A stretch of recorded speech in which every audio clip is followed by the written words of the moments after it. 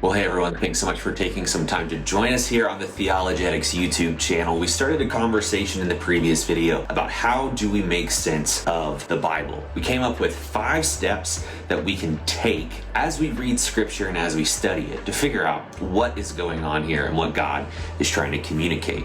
First, we grasped the text in the original reader's town. What does it mean to them? What does the author intend for it to say? And then we next measured the width of the river to figure out what differences exist between us and them. Next, we crossed the principalizing bridge as we figured out what is the main point, what is the main idea and theological principle that the author wanted to put into scripture.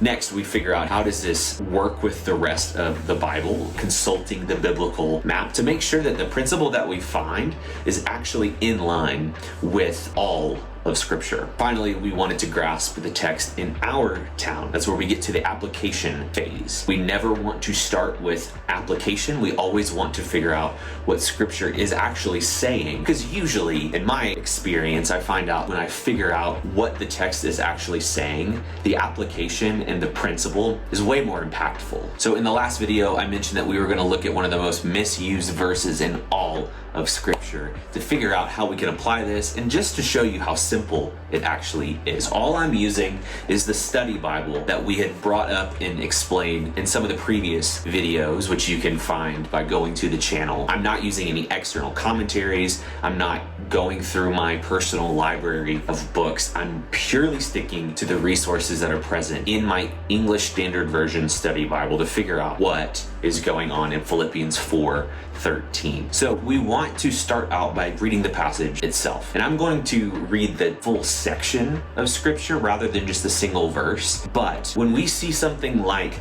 I can do all things through Christ who strengthens me, oftentimes we usually hear that at the beginning of a sports game where someone is saying, oh yeah, I can win this game because of Jesus in me. I can do all things through him. Or maybe even in a joking sense, we might say, well, I can win this marathon. I can get through this day. I can eat anything that I want because I can do all things through Christ who strengthens me. But even though this might be pretty empowering in the moment, it's a little bit off from what this actually means. So we're going to read the full portion that this text is found in, this verse is found in, and then start doing our journey. It says in Philippians 4:10, I rejoiced in the Lord greatly that now at length you have revived your concern for me.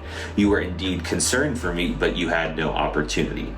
Not that I'm speaking of being in need, for I've learned in whatever situation I am to be content. I know how to be brought low, and I know how to abound. In any and every circumstance, I have learned the secret of facing plenty and hunger, abundance and need.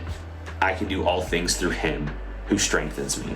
So why do we have this section? Step 1, grasp the text in their town. If we look at the very beginning in the introduction portion of Philippians, we have a section where we can find the purpose, background, and occasion. And when we look at the purpose, background, and occasion here, we see that Paul wrote to the Philippians from prison, prompted in part by his reception of their gift. He also wanted to encourage the Philippians in their faith, and his imprisonment meant he could only do that through a letter. Paul's purpose in writing goes even further. He's concerned that the Philippians continue to make progress in their faith. Paul explains what spiritual progress will look like. Christian maturity does not come through special mystical insights available to only a few, so on and so forth. Here's the simple statement that we're going to work with as we consider grasping the text in their town. Using this context here found in the introduction to Philippians, we can see here that Paul wrote to the Philippians to encourage them that Jesus is with him and taking care of him, even though things may not be so great. And what's kind of interesting about this idea here is it goes against what we typically want to believe about this verse. But there are some really specific things that we need to understand here when we are measuring the distance of the river. We're not located in Asia Minor in the 1st century. We're not necessarily dealing with the same things that these people are going through, and there's not really a situation for being on house arrest or imprisonment in the same way that Paul was in prison. There's a lot of differences circumstances that exist, but here's the beauty that we can pull out of this that is timeless for all of us. God supplies all of our needs when we need it. Not before, not after, but at the right time that He sees fit. That is the theological principle here. We can be content in God's timing and provision. Now, this fits back through the Old Testament. Abraham,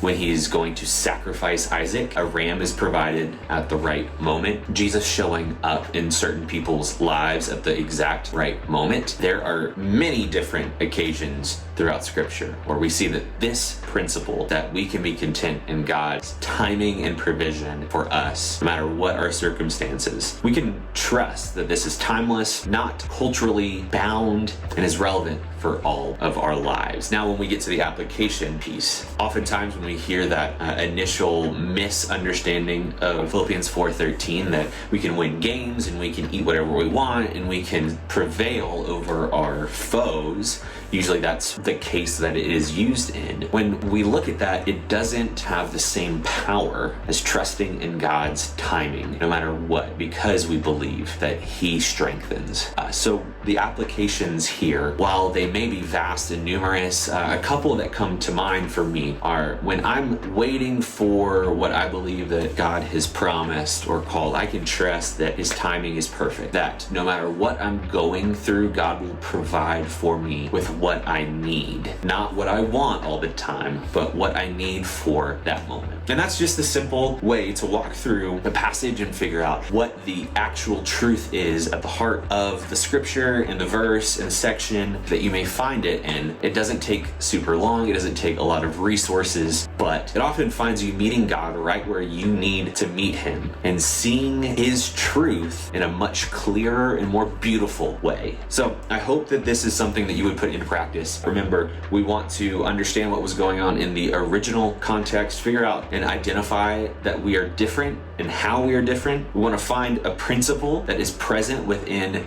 that text, and we want to make sure that this is consistent throughout Scripture. If we need to, we update it to make sure that that principle is from cover to cover relevant and biblical, and then we figure out how to apply it. So once again, hope this was super helpful for you. Please give this a try, whether you have been around the Bible for a long time or maybe a few days. Try this out.